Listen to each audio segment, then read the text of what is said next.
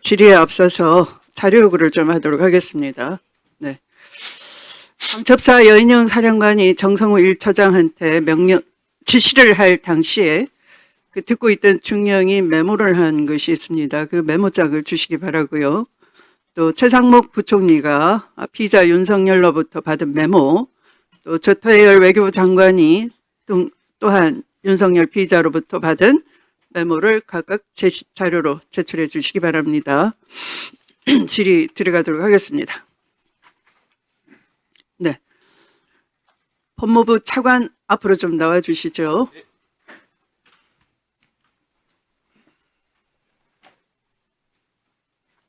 잘 들으시고 네, 수사 미진에 대해서 좀 참고해 주시기 바랍니다. 수사 촉구 사항입니다. 첫 번째는 바로 방첩사 1처장 정성호에 대한 수사 입건조차 되지 않았다라는 걸 얘기하는 겁니다. 이 12월 3일 내란 선포 직후에 여인영 방첩사령관이 정성호 1처장에게 지시합니다.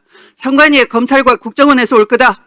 중요한 임무는 검찰과 국정원에서 할 거니까 그들을 지원하라 이렇게 지시를 했고, 정성호 1처장은 그 밑에 있는 대령 7명에게 같은 내용을 전파했습니다.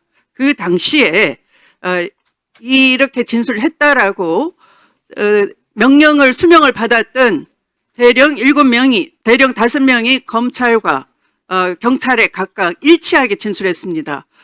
국정원과 검찰이 온다는 소리 들었다라고 일치하게 진술했습니다. 메모도 있습니다. 그런데 왜 입건조차 하지 않은 겁니까? 두 번째는 아주 중요한 사실입니다. 잘 들으세요. 자, 서울중앙지검이 12.3 계엄 직전에 갑자기 선거 관련 사건을 병합 송치를 하는데 4건을 병합 송치합니다. 어디로? 바로 선관위가 있는 안양지청으로. 그런데 이 사건은 1년 전 2023년 10월에서 12월 사이에 직무유기나 허위 공문서 작성, 업무상 배임, 직권남용 등의 혐의로 선관위 관계자들을 서울중앙지검에 고발했던 사건입니다. 그러니까 캐비넷 사건인 거죠. 이것을 갑자기 계엄 직전에 안양지청으로 병합 송치를 했는데요. 그런데 웃기는 것은 내란이 실패하니까 바로 다음 날 이 안양지청, 이첩받은 안양지청이 이걸 또 과천경찰서에 보내버립니다. 자, 한번 보십시오. 만약 내란이 성공했더라면 어떻겠습니까? 바로 이겁니다.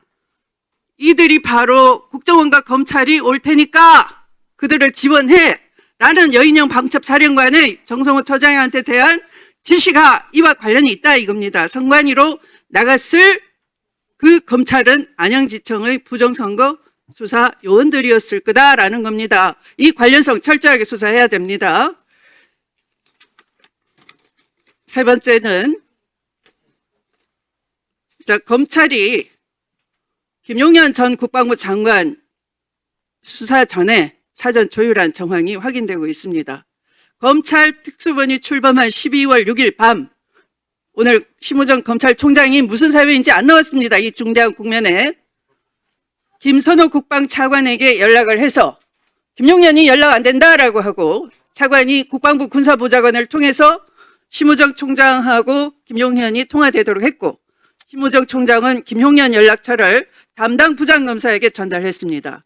이찬규 중앙지검 공공수사 1부장이 직접 피의자 김용현과 2번 통화를 합니다. 또 이진동 대검 차장도 김용현과 문자로 전화를 한 번씩 합니다. 그리고 12월 8일 김용현이 검찰로 자진 출두합니다. 뭘 믿고서 기대하고 출두한 것으로 보이는데요. 그런데 경찰에서는 이미 김용현에 대한 압수수색 신청을 했었는데 검찰이 사건을 가로치기 한 거 아니냐 하는 겁니다. 이렇게 왜 피의자를 여러 번 직접 소환하고 조율할 뭐가 있었겠습니까? 제가 의심하는 건 이겁니다. 바로 정보사 수사단 관련입니다. 아까 그 선관위에 정보사 수사단 36명의 체포조가 나갔습니다. 그런데 그들은 사전에 1대, 2대, 3대로 나누어가지고 신문조, 또 HID 투입조 해가지고 복면, 케이블 타이, 송곳, 니퍼, 절단기 이런 고문도구를 구입했고 부정선거를 자백받아라 라는 노상원으로부터의 민간인이에요. 그 민간인이 정보사 사령관을 시켜서 다 명령을 전파하는 겁니다. 그 민간인 노상원은 노태학 중앙선거관리위원장을 내가 직접 신문하겠다 이렇게 얘기를 합니다. 그렇다면은 이렇게 조직도 체계 임무까지 다 갖추었고 당일날 출동하기 전에 이 정성욱 대령이 3대 대령인데요. 합수부 수사단 목걸이까지 착용시킵니다. 임무를 부여했고 훈련도 사전에 시켰습니다. 그렇다면은 인사발령과 무관하게 범죄는 성립이 되는 것이죠.